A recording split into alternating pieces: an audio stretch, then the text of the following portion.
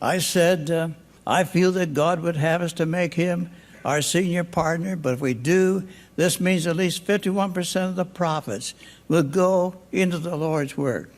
As we talked it over, I said, honey, what do you say? She looked at me. She said, Stanley, whatever God tells you to do, obey God. And I think this is the best advice I'd ever received. So that's the voice of Stanley Tam, the founder of US Plastics Corp in Lima, Ohio, and a man who committed his business to the Lord very early on, a man whose life has served as a resounding example for the founders of FCCI. Well, we've reached episode 40 here of the Pathway to Purpose podcast. I'm Ken Powell, your host, and I'm thrilled that we've pulled this two-part series from the archives here at FCCI to share with you. And if you spend any time around the founders of FCCI and the early members of FCCI, people like Bobby Mitchell Sr. and others, and ask them who stands out as a great case study for running a business for Christ, they're going to tell you about Stanley Tam and the profound influence that he had on their life. In fact, the audio recording we're spinning up in this podcast was handed to me by Bill Leonard, who was also part of the founding group of FCCI and went on to launch the high-tech prayer breakfast ministry. Continues to have tremendous impact today. In fact, I'll put a link to High Tech Prayer Breakfast in the podcast show notes, because if you haven't been to one of their events, you need to go. Make sure you check that out. So the impact of Stanley Tam, wow, it's just immeasurable. Stanley lived 107 years, passed away this year, April 16, 2023. He was born in 1915. From his obituary, I read, Stanley was the founder of US Plastics Corporation, where he worked for over 64 years, retiring in 1999. He was a member of Cable Road Alliance Church, where he's an elder for life, and of Blue Lake Bible Church. He served on the board of trustees at Asbury College, was a trustee of OMS International, and was the past president of WTGN radio station. He enjoyed building walnut furniture, having opened a shop in Lima many years ago. He authored 4 books, was a national and international public speaker, and above all else, he was a soul winner. So of the 4 books, God Owns My Business is the book that these talks are actually based on. And I read this great story about in 2013 that he felt prompted to ship 30,000 copies of God Owns My Business, his book, to the residents of his hometown in Lima, Ohio. God prompted him, and he obeyed. Would have loved to have been one of those residents, wouldn't you? Oh, my goodness. And I've seen it stated several times that he and his wife, Juanita, so generous, gave over $100 million to Christian causes in their lifetime. So in today's podcast, you're going to hear him talk about how God gave him a vision for his first business, the story of how he only had 8 cents in his pocket to buy gas, and how God brought a hitchhiker along who met a need as Stanley responded in faith and followed the Lord's prompting. He's going to tell you about how he turned his business over to the Lord, giving 51% away, establishing a foundation when he was only making $12,000 a year and living in a trailer. And yet he felt so called of God to live his life under the influence of the Spirit of God and follow faithfully. You're going to hear him talk about tithing. You're going to hear him talk about the impact of George Mueller's life on him, and how he determined early on, after hearing George Mueller's story, that he was not going to borrow money. He was going to pray and trust that God would provide, and how God worked that out in his life, down to him sharing the factory construction that took place on I-75. You got to hear that story. It's toward the end. Make sure you stick around for that. So here we are. If you need encouragement today as a business owner, if you're struggling to understand how your faith intersects your business life, if you're feeling disconnected from the application of faith and prayer to everyday decisions in business, you need to hear this amazing testimonial message. It's coming directly from the mouth of Stanley Tam. Enjoy today's podcast. If you would rent an automobile, fly up to Dayton, Ohio, rent an automobile, and drive up Interstate 75, about 55 miles, you come to Wapakoneta, Ohio. Wapakoneta, the home of Neil Armstrong. And then if you continue on about 18 more miles, you come to Lima, Ohio. And there beside Interstate 75, you would see a series of buildings. And there we operate 4 businesses. The largest business we have is United States Plastics Corporation. where we sell over 17,000 items in plastic. The second business in size is Industrial Safety Company, where we sell safety products like respirators, hard hats, ear protection, and so forth. The third business in size is Tamco Industries, where we sell, manufacture electric mixers, dust collectors, blowers, exhaust systems, and so forth. But the oldest business we have is a silver refinery, and we get our silver from the photographic industry. You know, Eastman Kodak Company alone uses over 20 tons of silver every week to make photographic film. And they take nice pure bars of silver, dissolve it in nitric acid. Pretty soon they get a silver bromide. To that they add gelatin like you ladies used to make Jell-O with. And basically these two things make photographic emulsion. And there in the darkness of the Eastman Kodak Company, they coat it onto plastic. And if you were to see it, it would look like this.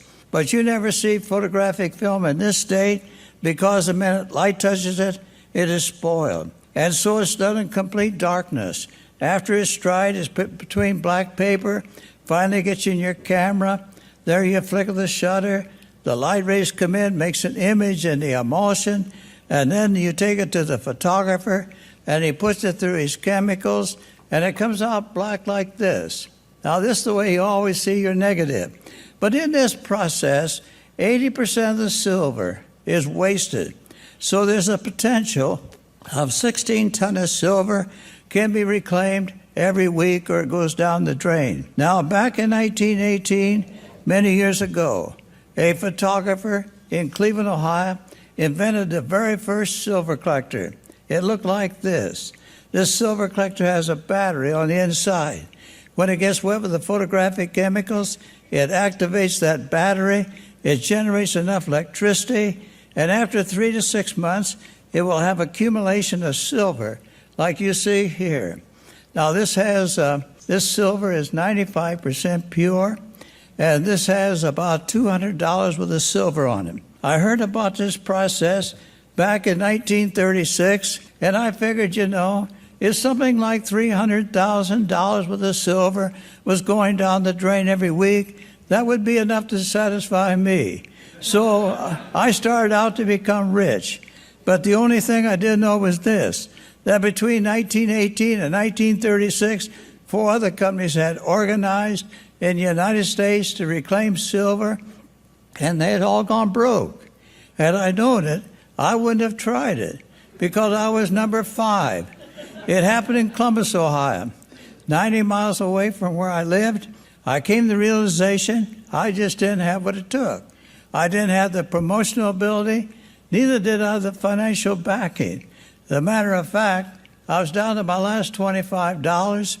I thought I better get on to mother, for a little security. I wasn't married. I could put my feet under her table, get something to eat, and so I packed all my belongings in my car, and I started for home. At this time, I was an old-fashioned, born-again Christian, just 2 years, like Billy Graham talks about. And I was praying to God about this disappointment as I was traveling home, thinking about the prospects of another job. But as I was driving along praying, all at once God spoke to my heart. Stanley, it doesn't need to be a disappointment. You don't need to go broke in your business. Turn it over to me. I'll make it succeed. And I became alerted. I said, God, if you'll take this business and make it succeed, I will honor you in every way I possibly can. Well, I came home. I had a talk with my dad. And 1936, was the Depression years. Nobody had any money. But I said, Dad, I'd like to try this business again. Will you give me some money? He said, I'll give you all I got. He went through his pockets and pulled out $12. He said, this is all I got. And I had $25. And with $37, faith in God, I started out again. And I had a policy never to borrow money. But God didn't hand it to me on a silver platter. It seemed like every lesson he wanted to teach me in those early days was one more lesson on faith. And I'll assure you, he taught me a good many lessons on faith in those early days. And I'd like to share one with you. For every decision I make today, I go back to this experience. In the early days, as I traveled around the country selling my silver collectors to the photographers, they would sell to me to subsidize my earnings. I would buy from them their old negatives. In those days, when you went to a portrait studio to have your picture taken, they would take it on a 5/7, like you see here. And then that photographer would think it would be valuable, and so he'd take a brown envelope, put it inside, and then he'd put a date and a file number and your name on them. And after 10 years, he would give up, and he would sell them. And I bought them. I bought them for a company in Valparaiso, Indiana, just outside of Chicago there, who had a process where they stripped off this black emulsion. Then it was like new plastic, and they sold it to leather good houses for identification covers in men's billfolds. Well, one day, I run out of money again. But this time I had $80 of these old negatives. I thought this is a good time to sell them. I had just enough money to get to this town of Valparaiso, Indiana. I took the old film out the warehouse. I got a slip to go in the office to get my money. I told the girl behind that desk, "You owe me $80. Well, she said, "I got bad news for you. The boss is out of town today. He didn't leave any money. And there's nobody here authorized to sign a check." She said, "There's no way we can pay you today, but we'll mail the money to you." I said, "Lady, I got to have that money today. I just had enough money to get here." Well, she said she couldn't help that. But I wasn't quite broke yet. I did have 2 gallons of gas in my car, and I had 13 cents in my pocket. But the problem was I was 170 miles from home. I never got that good of gas miles, that old Chevrolet I had, and I had a problem. What would you have done? We always think of what we can do first, don't we? I thought I'd go out on the highway, put my thumb up, maybe I could get home that way. Then I thought, no, that's not the answer.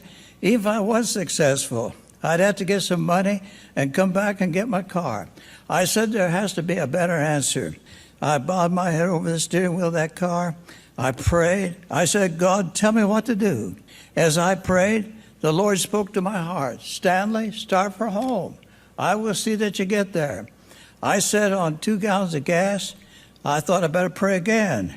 I prayed the second time, the third time, when the Lord spoke to me and said, "Just trust me. I'll get you home." I said, "Lord, I don't know how I can do it on 2 gallons of gas, but I will start." And you know, that's the important thing. When God speaks to your heart, for you to start. You know, I had 13 cents in my pocket. I thought I'd spend it before I started. I hadn't eaten much that day. And so I crossed the street. I invested 5 cents of that precious money in a 5-cent hamburger. That was 1937, when they used to sell them 6 for a quarter. Then with the other 8 cents, I crossed the street to a filling station. With an embarrassing grin, I said to that attendant, "Will you sell me 8 cents worth of gasoline?" I was going to get all the gasoline I possibly could. So with 2 gallons of gas plus 8 cents worth, I started for home. It was a long time after that. My wife and I were coming back from Wisconsin when I said, "Honey, you know that filling station is still on that same corner. Let's leave the main highway. Let's go into town. I'd like to do something tonight. I'd like to pull in front of that gas pump and say, 'Fill it up.'" This time I had a credit card. So with 2 gallons of gas plus 8 cents worth, I started for home. Now, my father was a salesman. He gave me some advice. He said, "Son, don't pick up hitchhikers. They're dangerous." He said, "I've picked them up. I've been robbed 3 times now by them. Son, don't pick up hitchhikers." I halfway promised my dad I wouldn't pick up hitchhikers. But as I was traveling on my 2 gallons of gas that night, way out in the country, about 10 o'clock at night, my headlights flashed on a fellow who was standing beside the road with his thumb up. Before I realized it, I stopped and picked him up. He got in my car overjoyed. Fact is, he just about hugged me. He said, "Fella, I appreciate this ride tonight. A farmer tonight picked me up in town, but out here in the country, he turned down a side country road and said, 'I live here. You'll have to get out now.' And I've been out here in the middle of nowhere for 2 hours tonight. I thought I was going to have to walk to the next town, he said. Then he looked at me and he said, how far are you going? I didn't answer him. Down the road he came quite insistent. I said, well, I better tell him the bad news now. I said, I really don't know. He said, what do you mean you don't know? I told him about the gas situation. I said, this motor's going to cough pretty soon, but I think we'll make the next little town. Well, he said, where are you from? I said, Lima, Ohio. A big smile broke across his face. He said, fella, you didn't pick up a bum tonight. I got a good job in Marion, Ohio, next big town beyond Lima. I took off a few days to hitchhike up Chicago on a vacation. Tonight I was hitchhiking home. But with this experience I've had tonight, I'll do anything to get home. Fella, I still got a pocket full of money. Let's pull in the next gas station. Let's buy all the gas it takes to get to Lima, and let's get there. We did. But that night, God taught me the greatest lesson of my Christian life. It's when he speaks to your heart that you obey him. You know, there's a great lesson here in the Old Testament of the Bible. One day God said to the Jewish priest, I want you to take the children of Israel across River Jordan on dry land. And if you read this account again, you will note when they came to the riverbank, they didn't even slow down, did they? They kept on going. And the moment their sandals touched the water, it was then, and not till then, that the water parted and they crossed on dry land. I wonder how many of us here tonight, God is speaking to your heart about taking a step of faith in your life. What did you do?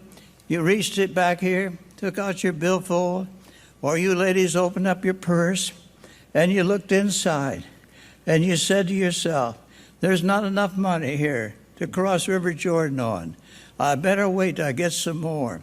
And here we are tonight, X number of years later, still on the wrong side of the River Jordan. Have you ever noticed that God never gives you the money first? He gives you the command. And then as you obey, he supplies. For he says, without faith, it is impossible to please God. Well, as time went on, God prospered this little business. I made enough money to marry my sweetheart in the state of Illinois. To make it possible for my wife to travel with me, we bought a house trailer. We traveled another year. When God had prospered the business to where we could establish our home in Lima, Ohio, and operate this business by direct mail. In my prayer life, as I was praying, God spoke to my heart to make him our senior partner.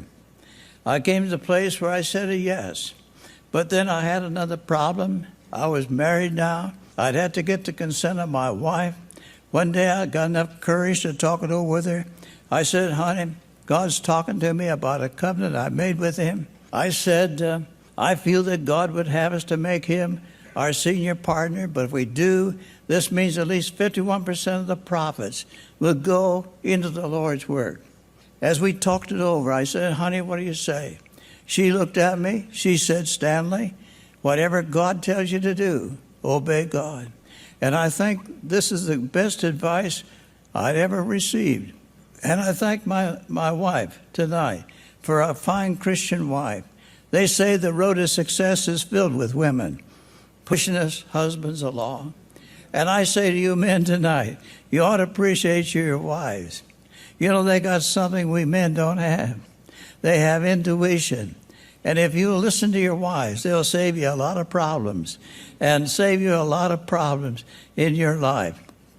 I went to an attorney in my city. I walked in his office and I said, sir, I've come today to make God my senior partner. I'd like to have you make out a legal paper to this effect that we're turning 51% of our business over to God. He looked at me. He said, you want to do what? I said, I want you to make out a legal paper to this effect that we're turning 51% of our business over to God. He looked at me. He said, son, that's a good attitude to have, that you want to give the church half of your money. But he said, you've just gotten married, and you need to provide security for your coming family. And then he looked at me. He said, your business is so small. He said, my advice, you go and think it over for another 3 months. He probably thought, and then you come back, I'll talk to you again. He probably thought I'd come to by that time. I left his office and went to a second attorney who told me exactly the same thing. I said, there's no use for me to go to a third one. I'm going to stay in your office till you do something about it. And so I guess this attorney realized if he was going to get rid of me, he had to do something. And so, all right, he said. And we incorporated our little business.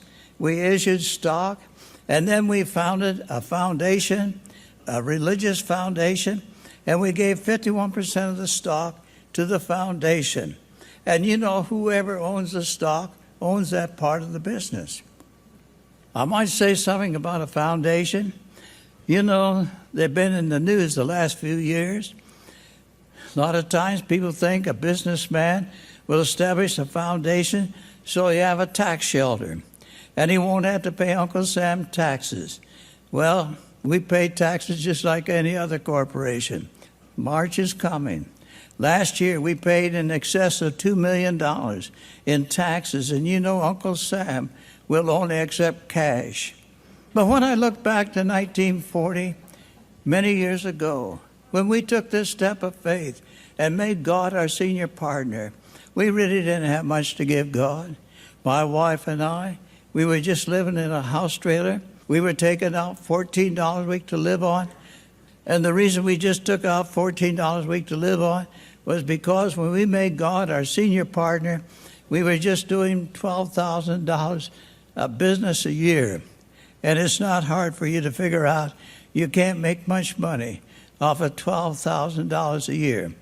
But there's a law of God that works. The Bible says, he that sows sparingly shall reap sparingly, but he that sows abundantly shall reap abundantly. Why, the Lord surprised us. And I might say something about tithing here. You hear a lot of strange things about tithing. Some say it's a church tax. They expect me to pay it. That's the end of it. Others say, when I give God 1/10 of my income, he blesses the 9/10 that's left to the extent that the 9/10 now goes as far as the 10/10 used to go. Have you ever heard that? But that's not really true, is it? Let me illustrate. Supposing a farmer had 100 bushel corn in the barn, and he decides to plant 10 bushel in the ground. What multiplies? Is it the 90 bushel he has left in the barn? Oh, no. All of us farmers here tonight know it's the 10 bushel you put in the ground that multiplies. And it's the 10% that you give to God that multiplies. Let me prove it to you. In the book of Malachi, it says, will a man rob God? You say, how could a man rob God who created everything? Well, it says you have robbed me in tithes and in offerings. And he said, because you have robbed me, there's a curse upon you. And I've met a lot of Christians that have curses upon them because they're robbing God. But then he goes on to say, if you bring all the tithes into the storehouse, that there be meat in my house, he said, you can prove me and see if I'll not open the windows of heaven and pour out a blessing upon who? The church? No, upon you, the giver. And he goes on to say, there will not be room enough to receive it. Why, the Lord surprised us. That little business went from 12,000 gross sales a year to 45,000. The next year it doubled itself, went to 90,000.